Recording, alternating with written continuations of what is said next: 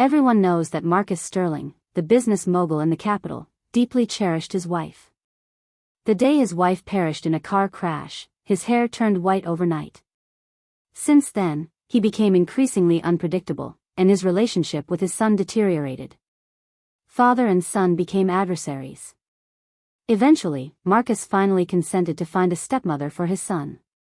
I was among the candidates. During the cooking assessment, while others presented gourmet dishes, I served fermented tofu. For the talent showcase, while others demonstrated their abilities in music, chess, and art, I performed Tai Chi. When asked about their understanding of Marcus, others extolled his capabilities and past accomplishments. I leaned in and whispered, "Mr. Sterling, you have a birthmark on your left buttock." He froze. That evening, I was detained. Marcus pressed a gun against my temple, his expression frigid. "Tell me who sent you." I dropped to my knees, but my eyes darted to the side. There, the ghost of a woman who died a decade ago was frantically hovering about. "This can't be right. Everything I taught you was correct." "Nonsense." She said her husband was just aloof on the outside, but warm-hearted and easy to please. When it pressed against my temple, I admit I was genuinely terrified. "Wait." I cowardly knelt on the ground. "Mr. Sterling, you've got it all wrong." Marcus Sterling tilted his head, eyeing me with narrowed eyes. His wrist moved slightly, pressing the cold gun even closer against my skin. "Wrong?" He let out a soft chuckle, though there was no humor in it. "I fought my way up in the capital for years to reach where I am now. Did you really think you could fool me so easily?" I nervously wiped the sweat from my forehead and glanced up at him. Sharp features, intimidating presence, though handsome. He was hardly someone you'd dare to look at directly. At 40, he was practically untouchable in the capital. He wasn't wrong. Ordinary people couldn't fool him. Marcus paused, suddenly withdrawing the gun. He took a cigarette from a nearby pack and casually lit it. He took a drag and slowly exhaled as if reminiscing about something. "You knew what Helena and I ate during our first meeting. You knew her favorite sport, and you even knew." His tone shifted.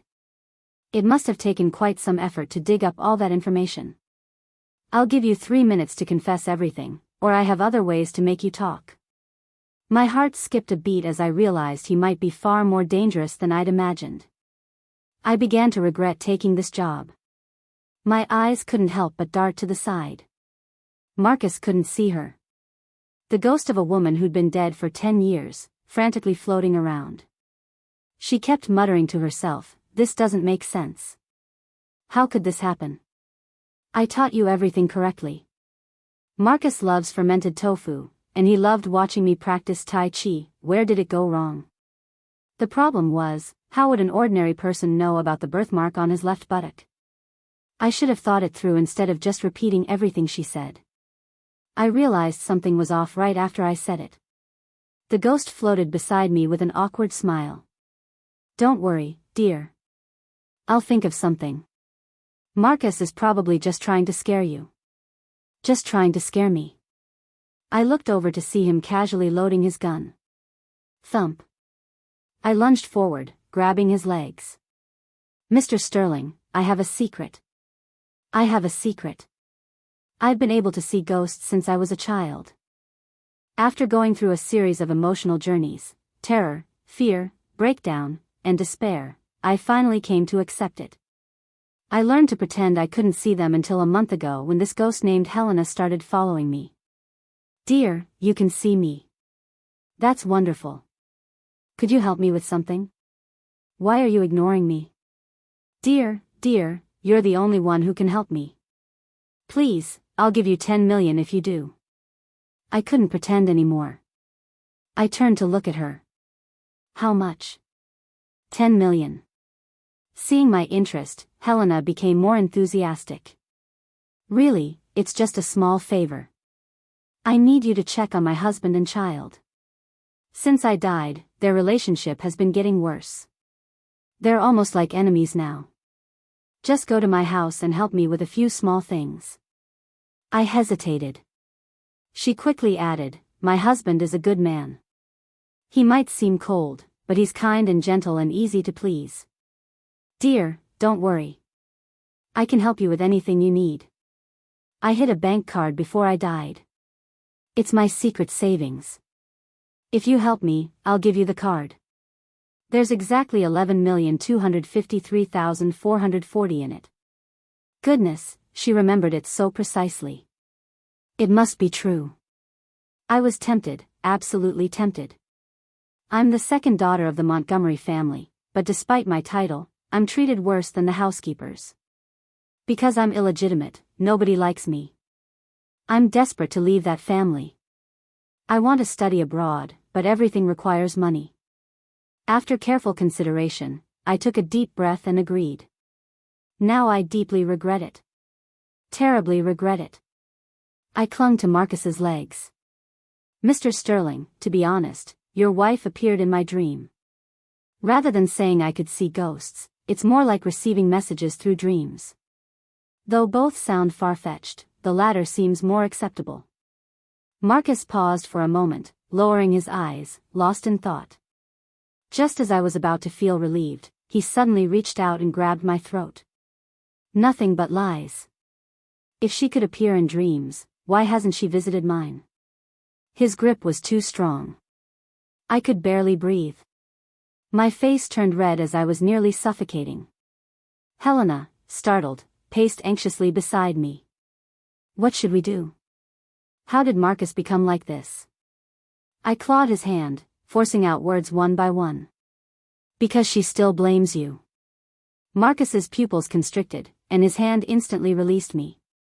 Whether he hadn't heard clearly or couldn't believe it, he asked, "What did you say?" Sitting on the floor, I coughed several times until I could breathe normally again. Looking up at him, I repeated, "Because she still blames you. You know perfectly well how she died that year. After your argument, she ran out in anger and had that car accident. If you had just given in a little, then she might still be alive today. Mr. Sterling, your wife still blames you. That's why she won't enter your dreams." The hard expression on Marcus's face crumbled for a moment.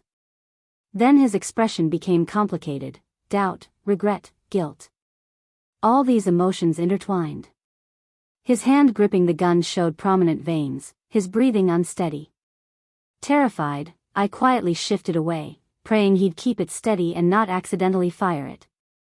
Marcus maintained this strange reaction for several minutes, then suddenly deflated, his previously straight spine seeming to curve. He rubbed his face, muttering to himself, "I deserve this." Then he left the room in a daze. I heard the Sterling family's butler asking, "Sir, how shall we arrange for the young lady inside?" "Find her a guest room." "Very well." Lying on the soft bed in the guest room, I felt a wave of fear after my narrow escape from death. Meanwhile, Helena kept mumbling beside me. "I'm not really blaming him. He looked so sad, and I feel a bit sad too." I was utterly speechless. "Girl, if I hadn't said that, I would have been dead." "I know. I'm not blaming you. I just feel sad." "Well, I suppose the longer one exists as a ghost, the more muddled their mind becomes. I can understand that." I ignored her and took a nap, which helped ease my fear. When I turned my head, I saw her ghostly figure lonely perched on the windowsill. Feeling sorry for her, I decided to strike up a conversation. "Hey, you never told me what exactly caused the argument between you and Marcus back then." Helena paused, her expression turning melancholic. "Because..." Bang! A loud noise erupted from downstairs. It was the sound of someone slamming against the front door. Then came a young boy's voice spewing the most vulgar and vicious words. "Marcus Sterling, how dare you bring a woman home? Have you no respect for my mom? Come out. Are you too scared to face me? Marcus Sterling, you bloody coward. Oh my. The Sterling family's troublemaker is back." Helena had told me that when she died in the car accident, her son was only 7. Now 10 years later, he's 17, right in the midst of his rebellious phase. The strange relationship between this father and son was well known throughout the capital. While I was lost in these thoughts, I heard rapid footsteps thundering up the stairs.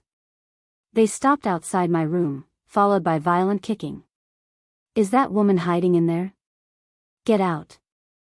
The butler quickly intervened. Young master, the lady inside is a guest. Rubbish. She must be some tart Marcus Sterling brought home. Goodness, how foul-mouthed this lad is. Furious, I got out of bed and strode to the door, yanking it open. I glared at him. What do you want? After a few seconds of glaring at Brandon Sterling, I suddenly realized how much he resembled his father. His nose and mouth seemed carved from the same mold. His eyes were more like Helena's, somewhat gentler, but his handsome appearance couldn't hide the fact that he was a terrible child. Brandon rudely looked me up and down, then sneered with contempt. Someone like you doesn't deserve to step foot in my house. Get out. I felt anger burning through my entire body. Helena floated over at that moment. Oh my son has grown so big. My son is so adorable. I rolled my eyes, but before I could even begin to complain internally, I heard her next words. Dear, slap him. I froze, then instantly felt fired up. I raised my hand and slapped Brandon's handsome face. Smack. Brandon's head jerked to the side, completely stunned. Then he turned back to me in disbelief. You dare slap me? The butler's expression turned unfriendly. Miss Montgomery, although you're a guest of the Sterling family, isn't it inappropriate to strike the young master? You bloody dared to hit me. Brandon Sterling exploded, lunging at me like a madman, his expression suggesting he wanted to tear me apart. The butler, fearing things would get out of hand, desperately grabbed his waist. Young master, please calm down. I kept backing away, looking at Helena. I whispered, what now, Helena? Huh? I frowned. What happens after the slap? Did you tell me to hit him without thinking of the consequences? The ghost stared at me blankly. I nearly fainted from rolling my eyes so hard. Tricked again. The commotion finally drew Marcus's attention. What's going on? At the sound of his voice, Brandon stopped moving. He shook off the butler's hand and turned to face his father with red eyes and a red cheek. Marcus's expression darkened when he saw his son's face. Brandon spoke with hatred. Marcus Sterling, you're cruel. Mom's death anniversary is in a few days, and you bring this woman home now, even letting her hit me. Aren't you afraid of what Mom would think from heaven? Marcus's sharp gaze shot towards me. You hit him? How dare you, Brandon? Why are you pretending? She wouldn't dare raise a hand without your approval in this house. The Sterling father and son, along with the butler, all turned to stare at me. I blinked and collapsed to the floor. Oh my, what happened? I think I just had a dream. Wait, wasn't I sleeping? How did I end up on the floor? Why are you all here? And what happened to this handsome young man's face? Why is it red? Brandon looked at me with disgust. What game are you playing? I shook my head in confusion, then suddenly brightened up and ran to Marcus's side. Oh, right, Mr. Sterling. I just dreamed about your wife again. Marcus gave me a cold look, clearly he didn't believe me anymore. I quietly swallowed and continued making up stories. Really? I pointed to the windowsill. In my dream, she was leaning there, looking at the flowers, saying that the rose bush in the garden was planted by her own hands when the young master was 5 as his birthday present. She looked quite sad, saying that her son has gone astray now, and if she had the chance, she'd really like to discipline him. She even asked if she could borrow my body, which scared me awake. Young Master Sterling, did I really slap you? Oh no, I didn't mean to. I must have been possessed. At these words, all 3 men froze. Marcus instinctively turned to look at the butler. The butler quickly said, Sir, I haven't mentioned anything. But Brandon became agitated, focusing on a different point. What nonsense are you talking about? How do you know about the rose bush? Who told you? He paused, then coldly looked at Marcus. Did you tell her? What right do you have to tell her about my mom? Marcus Sterling, Mom must have been blind to fancy you. Smack. His other cheek got slapped by his father this time. The atmosphere instantly froze. Even Helena stopped floating around, staring blankly at her son. Brandon touched his face and laughed without humor. The way he looked up at his father was frightening. He seemed mentally unstable. He shoved the butler aside and ran downstairs. Sir, it's raining outside and the young master is very angry. It could be dangerous for him to go out like this. Go find him. The butler hesitated. If you don't go, we might not be able to bring him back. You know the young master's temper. If he gets hurt, Marcus closed his eyes, his chest heaving several times. He and the butler gave me a meaningful look before leaving. I immediately bowed repeatedly. I'll stay put, Mr. Sterling. Don't worry. Lunatics. Both father and son are complete lunatics. This place is dangerous.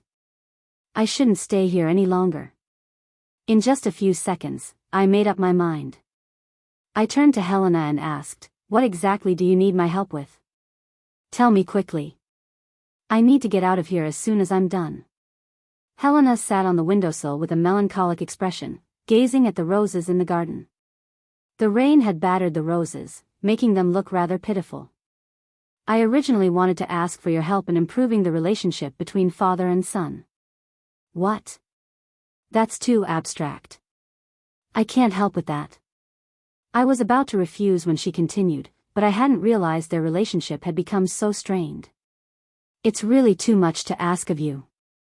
I'm glad she understands. So what? I don't know, Helena said. I'm feeling quite lost now. I don't know what else we can do. I fell back onto the bed. Whatever will be will be. I've finally figured it out. I'm stuck with an unreliable ghost.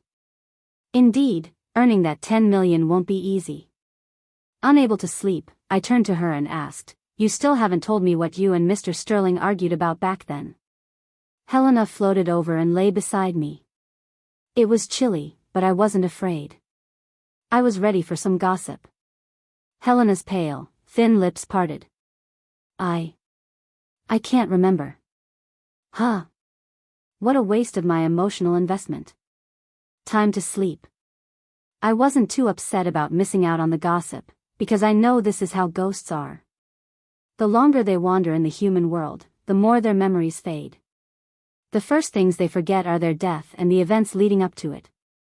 I'm sorry, dear. You should get some sleep. Helena, who doesn't need sleep, flew out for a look around. Feeling bored, she returned shortly after, seeing that I was still awake. She crouched beside me and began humming softly. I was startled. What song is that? Something I made up. I used to sing it to Brandon as a lullaby. Am I disturbing you? No. I buried my head in the pillow. It's beautiful. Could you sing it again? Of course. Having grown up in an orphanage until the Montgomerys recently claimed me as their long-lost daughter, I've endured plenty of cold shoulders. Being sung to sleep, this kind of treatment was completely new to me. Who would have thought that a ghost, a complete stranger, would be the one to give me this experience? With this peculiar feeling in my heart, I gradually drifted off to sleep, carried away by Helena's gentle singing. I hadn't seen Marcus since that night. The butler said he was away on business. Good riddance. I was enjoying my peace and quiet. I spent 2 days lounging around doing nothing. On Monday evening, the butler knocked on my door. Miss Montgomery, Mr. Sterling has requested that you pick up young Master Brandon from school while he's away. I replied, all right, I'll do it. Mainly because I couldn't refuse with Helena looking at me so expectantly. On the way to school, she kept chattering in my ear. Brandon used to be such a sweet boy, really. I used to pick him up from school every day. He would give me a big hug before going into school and say, Thank you for your hard work, Mommy. To avoid arousing the driver's suspicion, I kept quiet. Helena didn't mind at all. She leaned against the car window, looking outside with a hint of joy. At the school gates, I spotted Brandon almost immediately. The boy was rather eye-catching. I was about to call out to him through the crowd when I saw him stop a girl who was pushing her bicycle. The girl had an innocent look with her hair in a ponytail, but her eyes were red. Sophie, why are you crying? Brandon stood in front of her, looking down at her bicycle. Oh, why is your tire flat? You won't be able to ride it home then. The girl called Sophie bit her lip and said nothing. Brandon bent down with a smile. Why don't you take my car home? Our driver will be here soon. Helena smiled like a proud mother. My son is so kind, always helping others. I smirked. Kind my foot. He's the one who let the air out of her tire. What? I gestured with my chin. Look at his right index finger. There are still traces of black grease on it. Helena's eyes widened. That little devil. She flew over, throwing phantom left and right hooks at Brandon's face. Brandon looked up. Why do I suddenly feel a chill? I walked through the crowd, grabbed Brandon by his collar, and pulled him away from the girl. Then I called the driver over to load Sophie's bicycle into the car. Here, let our driver take you home. Just tell him your address. Don't be shy. Sophie was still stunned as I ushered her into the Rolls-Royce. Brandon glared at me fiercely. What are you doing here? Sophie looked over. He immediately changed his expression and muttered through gritted teeth, we'll settle this later. With that, he tried to get into the car, but I held him back by his clothes. I closed the car door and instructed the driver, please take this young lady home. The car drove away, leaving Brandon and me standing on the pavement, staring at each other. Just before he could lose his temper, I fixed my messy hair. Kid, that's not how you chase after a girl. Brandon's face turned red instantly. What nonsense are you talking about? Oh, you don't like her? Then why did you let the air out of her tires? I paused, pretending to have a revelation. Oh, I see. You actually hate her. I'll warn her to stay away from you then, so she won't bother you anymore. Are you mental? Brandon shouted. I gave him a knowing smirk. Perhaps embarrassed that someone he disliked had discovered his teenage crush, he turned and stormed off in frustration. I followed him at a leisurely pace. When you fancy someone, you need to use the right approach. If you keep causing trouble and hurting them under the pretense of liking them, you'll only push them further away. Brandon's steps slowed down, but he didn't stop. I continued regardless. Let me guess, you probably pull her ponytail at school, deliberately bump into her desk, nick her stationery, shut up. Brandon suddenly stopped and turned to glare at me, though his face was quite red. Oh, I must have hit the nail on the head. Fine, I'll stop. I shrugged. I was going to tell you the proper way to win a girl's heart. I shook my head and walked past him. Helena kept an eye on him for me. He's scuffing his feet on the ground. He's looking this way now, scratching his head. Oh my God, he's coming after us. Ha! After years of life experience, did he think I couldn't handle him? I chuckled and got on a nearby bus. Hurry up. I called back to Brandon. We're taking the bus home tonight. It seemed to be his first time on a bus, and he was fascinated, touching this, looking at that. Finally, he very casually brought up the topic. Hey, you didn't finish what you were saying earlier. I hate people who leave things half-said. What an adorable tsundere. I stopped teasing him and said, seriously, when you like someone, you don't need to bully them to get their attention or make yourself special in their eyes. Brandon listened intently. What else? Be straightforward. I patted his shoulder. During these innocent teenage years, being direct is the most powerful approach. If you show genuine feelings, she'll sense it. When we got home, the driver had already returned. Brandon walked over and asked, "Did you take her home?" The driver smiled. "I watched her go inside." "Okay." Brandon still felt a bit awkward and didn't want to talk about it anymore, so he went straight to his room. The butler, however, seemed surprised. Miss Montgomery and young Master Sterling appeared to get along quite well. "I suppose so." I yawned as I headed upstairs, mainly because I had promised him in the car that I wouldn't stay with the Sterlings, let alone become his stepmother. We didn't have dinner together. The housekeepers brought our meals to our separate rooms. Brandon's room and mine were a floor apart. He was upstairs and I was downstairs, so we wouldn't disturb each other. That evening, I was chatting with Helena, listening to her tell funny stories about Brandon's childhood, which were quite amusing. As we were laughing, I heard soft footsteps outside my door. I paused mid-sentence, exchanged glances with Helena, and got up from the bed. When the footsteps stopped at my door, I quickly pulled it open.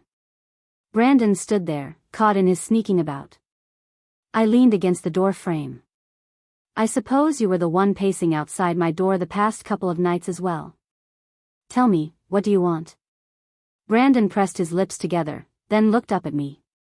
"What you said earlier about dreaming of my mom, was that true?" I was a bit surprised. "Would you believe it if it was?" Brandon nodded. "Actually," he said, "when I was little, I think I saw her once."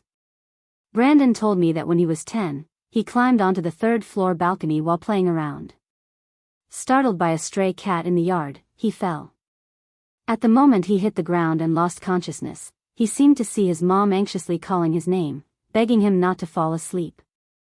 "I broke my leg that time. Everyone said I was lucky to survive, but I believe my mom protected me," he said. He took a deep breath. After composing himself, he looked at me and asked, "So, apart from dreams, can you see her?" Instinctively, I wanted to turn to look at Helena, but I heard her voice saying, "Don't tell him." I stopped myself. I could understand her concerns. Brandon couldn't see her. Even if I told him about Helena's presence, they wouldn't be able to talk or touch each other. It would only create an unhealthy obsession. If Brandon got caught up in it, it would be incredibly difficult for him to move on. I shook my head. Brandon looked disappointed yet somewhat relieved as he managed a small smile. "It's all right. Being able to dream about her is already wonderful. Miss Serena." He seemed a bit awkward. "Could you help me with something? Just for calling me miss?" "I'm definitely helping him." "What is it?" "If you dream about my mom again, could you tell her that I miss her?" "Oh no, I'm about to cry. I admit I can be too emotional sometimes." Looking at Brandon with motherly affection, I said, "Of course, I'll pass on your message." As Brandon was leaving, I called after him. "Have you ever thought that your mom might want to see you grow up well and maybe see you and your dad get along?" Brandon's steps faltered and his voice suddenly turned cold.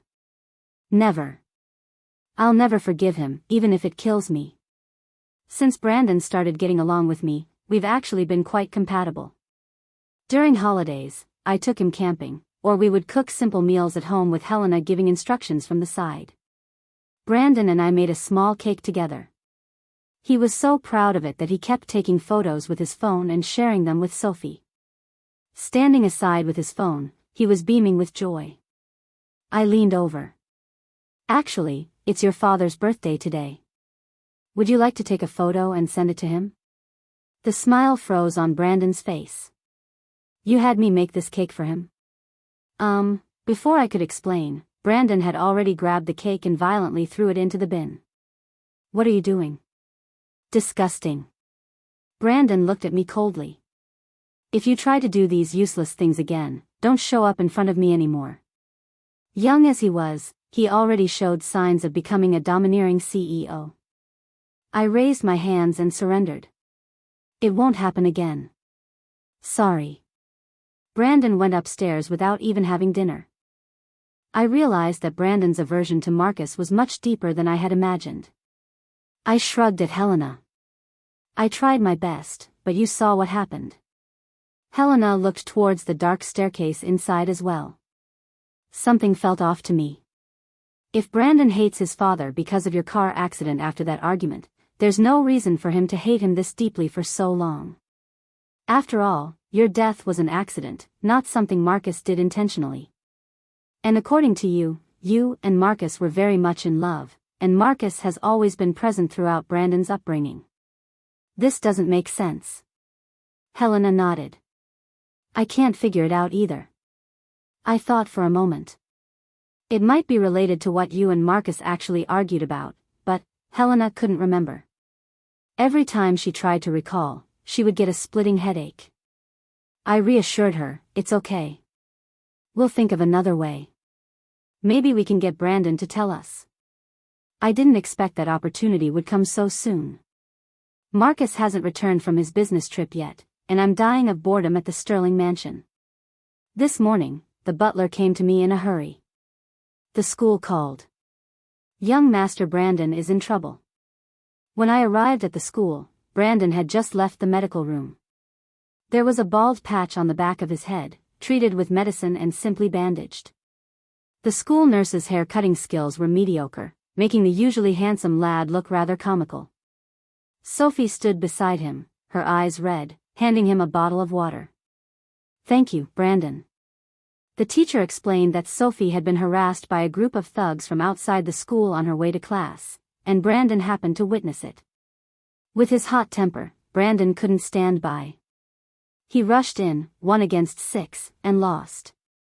But he protected Sophie, taking all the punches meant for her. Successfully playing the hero. I stood at a distance, arms crossed, watching the young couple. Helena floated back to me, concerned. I checked. It doesn't seem too serious, but since it's a head injury, we should get him to the hospital for a thorough examination. Right. I nodded and walked over. Hey, Brandon. Sophie saw me and tried to slip away embarrassedly, but Brandon caught her arm. Why are you running? Are you ashamed to be seen with me? Well, you do look rather ridiculous right now. I teased him and removed his hand from the girl's arm. Are you Brandon's sister? Sophie bowed politely. I'm so sorry. It's my fault he got hurt. Helena floated around her. Ah, she's such a sweetheart. I couldn't help but smile. Don't worry about it. This lad's tough, though he'll need to go to hospital for a checkup. So perhaps you could help him catch up with the lessons he'll miss. Sophie glanced at Brandon, blushing. Of course. On the way to the hospital, he was in such high spirits he even hummed a tune. You know what? You were right, he said. About what? Being direct is the best approach. Cheeky. But the hospital examination results weren't optimistic.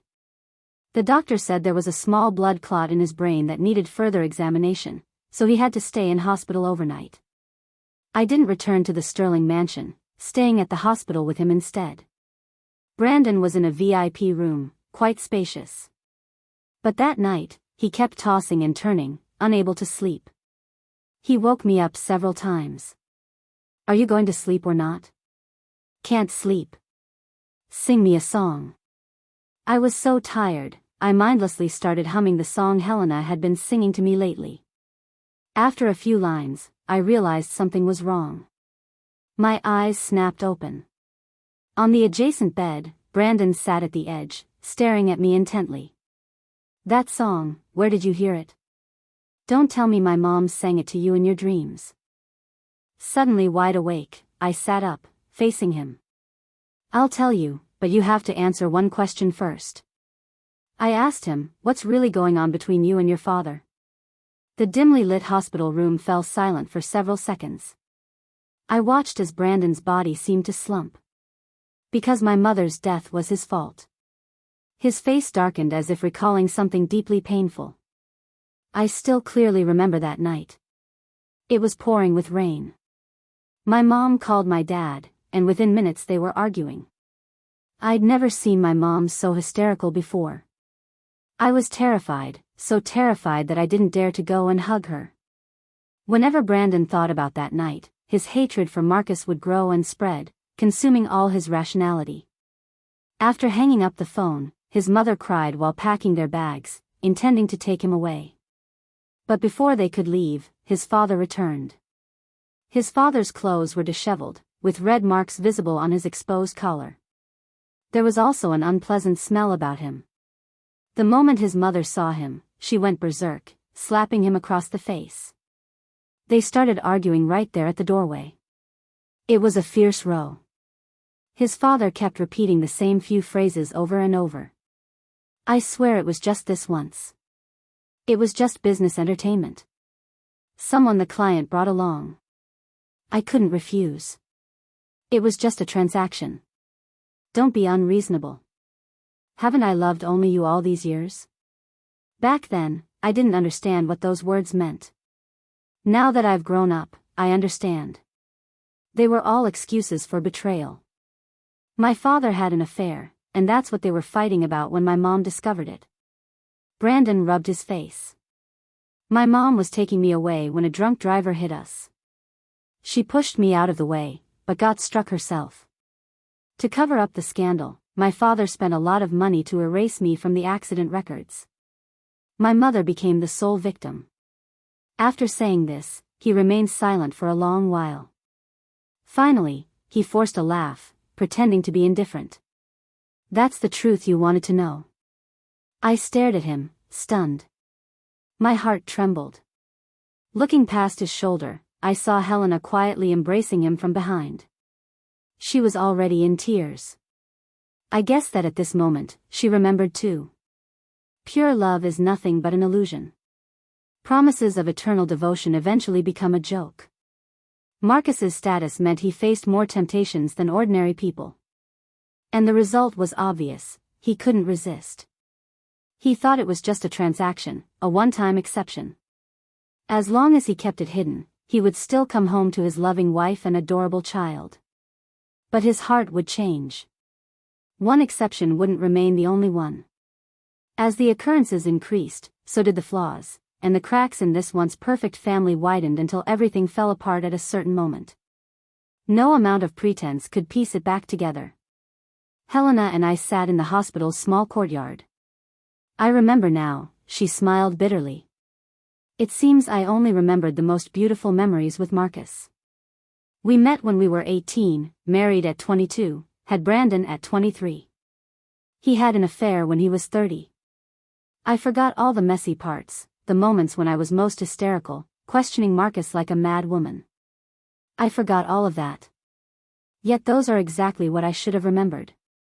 I sat beside her, listening quietly. Serena, I know what help I want to ask for now. I paused, turning to look at her. Helena smiled. I don't care about Marcus anymore. I only care about Brandon. Could you stay with him until his 18th birthday for me? I promise. Not just because of the £10 million she promised me, but also because I now consider her a friend. When I returned to the ward, Brandon was still sitting by the bed, waiting for my answer. You figured it out, haven't you? I stood by the door, looking at him quietly. As you suspected, your mom is right here beside you. Brandon suddenly looked up, his eyes instantly filling with tears. Don't cry. I walked to the window and pulled back the curtains, letting the moonlight pour in. I gestured with my chin towards the table on the left. There was a glass of water there, and in the moonlight, watermarks slowly appeared on the clean table surface, forming words. Brandon, Mom has always been here. Just as Brandon had said, when he fell from the 3rd floor, it was his mom who protected him. That wasn't a lie. Helena told me that the longer a ghost wandered in this world, the more spiritual energy they accumulated. This energy could accomplish small tasks, knocking over a vase, writing words with water. I joked at the time, if you wander for a few more years, you could actually slap that naughty boy. Yes, Helena said, but if I stay for a few more years, I won't be able to reincarnate. Serena, I probably won't be able to stay here much longer. Ever since discovering Helena's soul, Brandon had become a completely different person. He finished all his food, not leaving a single crumb on his plate. Mom, I ate everything properly, no waste at all. Water droplets appeared on the table, forming the word good. He paid attention in class and actively asked questions. Don't worry, Mom. I'll definitely get into university. Well done. After school, he would go running to exercise. Mom, look. I think I've grown taller. Brilliant. The butler was surprised. Young Master Brandon has changed a lot lately. I paused while drinking my milk. How so? Young Master has become more cheerful and outgoing. The butler smiled. Miss Montgomery deserves credit for that. I smiled without saying anything. The butler suddenly said, by the way, Miss Montgomery, Mr. Sterling will be back tonight. The milk in my hand instantly lost its appeal. I made an excuse about feeling dizzy and hid in my room. Meanwhile, I scolded Helena. Stop using your spirit energy recklessly. Your soul is very weak now. Compared to when I first saw her, her form had become more transparent. All right. I understand. She patted me. Are you so worried about me? I snorted coldly. Don't flatter yourself. I'm just worried that if you vanish, no one will pay me. The card is behind the painting in the downstairs living room. The pin is 156752. You can go get it now. I hesitated. But I haven't completed what you asked me to do. It doesn't matter. You've helped me a lot already. I'm very grateful. I pressed my lips together. My heart suddenly felt sour. Why does a ghost have to be so kind? It makes one feel sad. But money is money. Might as well take it. I cheerfully climbed off the bed, about to go get the card. But the moment my feet touched the floor, I collapsed weakly. My whole body felt numb. I lay on the ground, my head starting to spin. Serena, what's wrong? I can't seem to stand up. Don't panic. I'll go find Brandon. Helena was frantic and tried to pass through the door, but was thrown back by some force. She stood confused in the room. What's outside the door? I'm trapped in here. I struggled to lift my head to look at the doorway. Click. The door opened. Marcus walked in, followed by a short, thin man wearing a waistcoat. My vision started to blur, and I realized I had been drugged. It was the milk the butler gave me. My head was buzzing, mixed with their voices. Sir, you were right. There is indeed Madame's soul in this room. This girl has natural spiritual sight. She's a suitable vessel for the soul transfer. In that case, let's perform the soul transfer now. After it's done, I'll give you the promised payment without shorting a penny. Serena, wake up. Serena. Unable to hold on any longer, I closed my eyes and fell into a deep sleep. When I woke up, was I dead? Well, not completely. I had become transparent, while the me lying on the bed opened her eyes at that moment. She looked at the anxious man by the bed, her eyes flashing with terror. Marcus Sterling, what have you done? A smile spread across Marcus's face as he pulled her into his arms. Thank goodness, Helena, you're back. Helena, we can be a family again. I'm so sorry. These years without you have been unbearable. I won't let you leave me ever again. Oh, I get it now. Somehow, Marcus had managed to put Helena's soul into my body, and my soul had been pushed out. Is this what they call possession? But wait, I'm a living person. She's alive. What about me? I frantically waved my arms in front of Helena. Hey, do something. I don't want to die. I don't care. We need to switch back right now. Please, dear Helena, I haven't even had my first boyfriend yet or studied abroad. Helena finally seemed to realize the situation. She pushed Marcus away. What about Serena? You'll be her from now on. What about Serena's soul? Helena became agitated. Are you just letting her die? I don't care about her. Marcus grew emotional too, gripping Helena's shoulders tightly. I don't care about Serena Montgomery. I only want you back. You're all that matters to me. Do you even believe what you're saying, Marcus? Helena stared at him coldly. Where was this devotion 10 years ago when you were sleeping with other women? Now that I'm dead and gone, you put on this act of deep love. People say you loved your wife dearly, and you've started believing it yourself. But Marcus, you love yourself most of all. Stop pretending. Let go of me. I don't want to come back. I don't want to see you, and I certainly don't want to spend my life with you. Helena struggled violently in his arms. The short, thin man who had been silently standing in the corner finally spoke up. Mr. Sterling, it will take at least an hour for the soul to fully merge with this body. During this time, her emotions must remain stable. I turned to look at him and saw he was holding a gray doll covered in red symbols. That clearly seemed sinister. My eyes narrowed as I shouted to Helena, Helena. That thing in his hand, it needs to be destroyed. Helena noticed him too and pushed away from Marcus, lunging toward the man. But she was too weak, too slow, and Marcus caught her around the waist. Helena, why can't you forgive me? Marcus held her tight, resting his chin on her shoulder, his eyes red. We were in love for 12 years. 12 whole years. So what? Helena remained still, her voice ice cold. You threw away 12 years of love with your betrayal. So I can throw away my love just as easily. If you didn't love me, why did you come back? Marcus growled. Don't flatter yourself. I came back for Brandon, not you. Helena took a deep breath. Marcus, if you have any conscience left, let me go and let Serena's soul return. She's innocent. Why would you harm her? Marcus's arms were like iron bands around Helena. She couldn't break free. Marcus, let me go. Helena struggled desperately. You'll kill Serena if you do this. So what? Marcus's voice was cold as ice. What does one insignificant life matter if it means getting you back? I floated nearby, frantically pacing.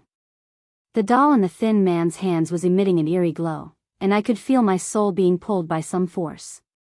Just then, bang! The door burst open as Brandon rushed in wielding a baseball bat. Marcus, what are you doing? Marcus clearly hadn't expected his son to appear and hesitated. How did you? Seeing Brandon, Helena's eyes lit up. Brandon, quick, grab the doll from that man. Brandon scanned the room, his gaze finally landing on the thin man. I knew something was wrong. You looked suspicious from the start. Without another word, he swung the bat at the man. The thin man tried to dodge, but Brandon was faster, striking his wrist. Ah! The man cried out in pain as the doll fell to the floor. Brandon, stop! Marcus shouted. I'm bringing your mother back. Brandon froze, looking incredulously at me in Marcus's arms. Remembering how Helena had called his childhood nickname, Mom, he picked up the doll, conflict evident in his eyes. Can this bring my mom back? Brandon, if I come back, Serena will be gone forever. Helena shouted, taking advantage of Marcus's distraction to break free and lunge for the doll. Marcus tried to stop her, but Brandon blocked him. Enough. Brandon's voice shook. When will this madness end? You don't understand. Marcus screamed hysterically. This is the only way to bring your mother back. And then what? Make her face the man who betrayed her every day. Would that make her happy? Brandon's eyes were red. Why should someone else's life pay for your mistakes? Marcus wouldn't listen. As he moved toward Helena, Brandon closed his eyes briefly before grabbing a nearby vase and smashing it over his father's head. Marcus collapsed to the floor. In his last moment of consciousness, he looked toward Helena. His lips moved as if saying something, but it didn't matter anymore. I was moved to tears, bowing repeatedly before Helena. Beautiful and kind Helena, I knew you wouldn't abandon me. And I admit Brandon is a good kid.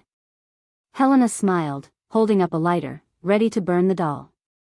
Catching sight of Brandon's forlorn expression, I called out, "Wait, Helena. What is it?" "We still have some time before the hour is up. I'll generously lend you my body for 5 minutes." I lifted my chin. "Your son looks so sad. You should talk to him." Helena paused, turning to look at Brandon. She opened her arms to him. "Come here, son. Serena's letting me borrow her body for 5 minutes. Let's have a proper hug." I waited outside the door, feeling utterly bored. After 5 minutes, I felt a powerful force pulling me back into my body. Everything spun around me before settling back into place. Due to the failed soul-switching ritual, the short, thin man was spitting blood on the ground. He staggered away, clearly injured. Helena looked at me quietly with a serene smile. "Thank you, Serena." On the other side, Brandon sat on the ground with his knees pulled up. He buried his head in his knees, crying like a child. I stroked his head. "It's okay to cry. Let it all out." Marcus was hospitalized. Besides the head injury, they also found serious liver problems. In just 1 month, he had aged dramatically. On the day of Brandon's coming-of-age ceremony at school, which was also his 18th birthday, he didn't tell his father but invited me instead. During the bow of gratitude to the elders, Brandon bent down and caught sight of my flashy manicure, unable to suppress a laugh. "Don't laugh. Be serious," I warned in a low voice. "Your mom's right beside me." Brandon froze and stopped laughing. He turned slightly and bowed respectfully to his right. After he finished, I said, "Your mom's on the left."